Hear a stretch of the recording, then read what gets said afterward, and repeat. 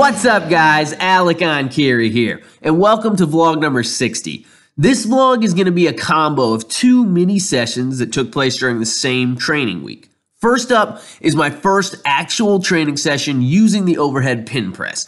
The last time I showed you guys this exercise, it was just a feeler day to see what kind of weight I could move here because I had never done this exercise before and I had no idea where to start. Based on the results from that session, I decided to start off using 160 pounds and figured I'd be good for a few tough triples that way. And I was right. I like this exercise so far, but it's pretty interesting to see how it differs from a regular old strict press. Even though the bar is at a dead stop on the pins and there's absolutely no stretch reflex, I still seem to have no trouble at all getting it moving off my shoulders. But then the sticking point, which begins around forehead height or maybe a tad bit higher, has a tendency to be pretty pronounced and tough to grind through. On the other hand, because you're not supporting the weight for the whole set like you are during a normal strict press, you actually seem to be able to push through more tough reps. I've been working with between 160 and 165 pounds for my normal triples on the strict press, and it's been pretty hit or miss there lately. Some days I've been able to knock them out and other days I haven't.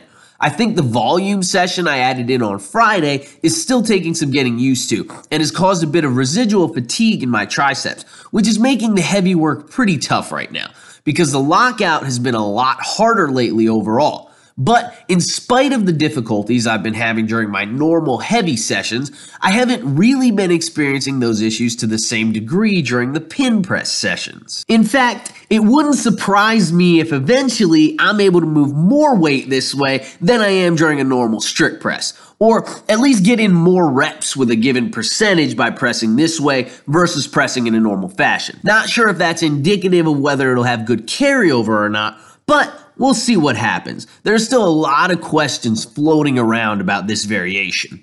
Anyway, after the presses from shoulder height, I moved on to my second position, which is about eye level, and knocked out two more sets there. I decreased the weight from 160 down to 150 for these sets, just so I could do sets of 5 instead of 3s, though I'm considering just knocking out triples at this position as well in the future.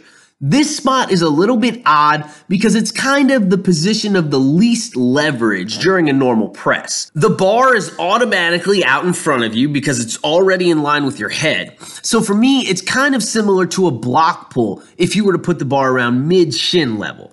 During a deadlift, I'm actually weaker from mid-shin than I am from the floor because at mid-shin level, you can't generate nearly as much leg drive as you can from the floor. At least not if you want the lift to actually carry over to a real deadlift. Similar idea here. The leverages are diminished at this height compared to pressing from shoulder height, and I think I'm actually a little bit weaker from this position in spite of the reduced range of motion. Lastly, I finished up the day here with my third position, which is lockout height, starting the press from just over the top of my head.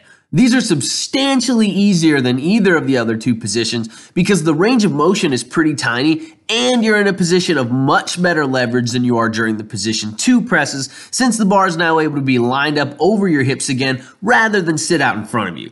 I'm just including these for good measure, but in the future, I've decided to just do 1 set from this position rather than 2 and just do as many reps as possible during that single set. So these pin presses take place on Wednesday, and now we're moving on to my Friday session. This session was from before I had settled on doing volume strict presses on Fridays, and so I was still experimenting with different variations here. This time I tried the behind the neck press for a few triples, but I ended up discarding it because I just didn't like the awkwardness of pressing from behind the head. The strength curve is a pretty good bit different from a normal press. The transition onto the triceps is different, the bar path is different, and honestly, I'm not really convinced that this would carry over very well to a normal strict press. Either way, I simply wasn't a fan of the way it felt, so I decided not to bother with it again, at least not for right now.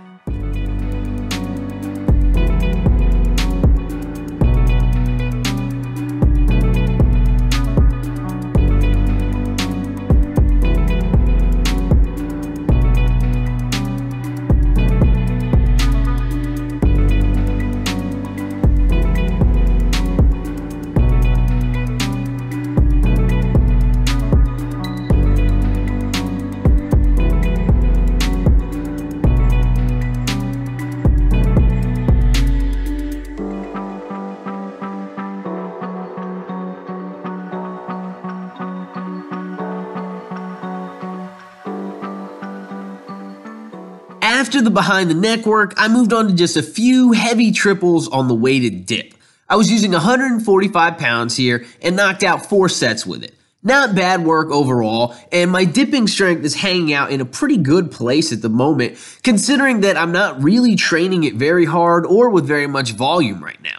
I could still hit a single with 4 plates probably pretty much any day of the week at the moment. In the future, I'd like to make a big run at 5 plates, but for now, I think I'm going to pull it from the program after just a few more sessions because it's feeling pretty stale.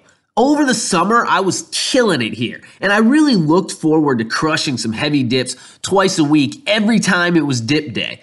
But now, I'm just kind of meh about it, so I think it's time to let it recharge for a little while so I can make another big push. Anyway, I think that's all I got for now, guys. Please be sure to like the video, don't forget to subscribe to my channel, and definitely leave me some love in the comments down below. And make sure you check back in this Friday. I've got a little bit in the works to answer the burning question everyone seems to have, which is why the hell I don't do rows. So stay tuned. Keep training hard, and I will catch you guys next time.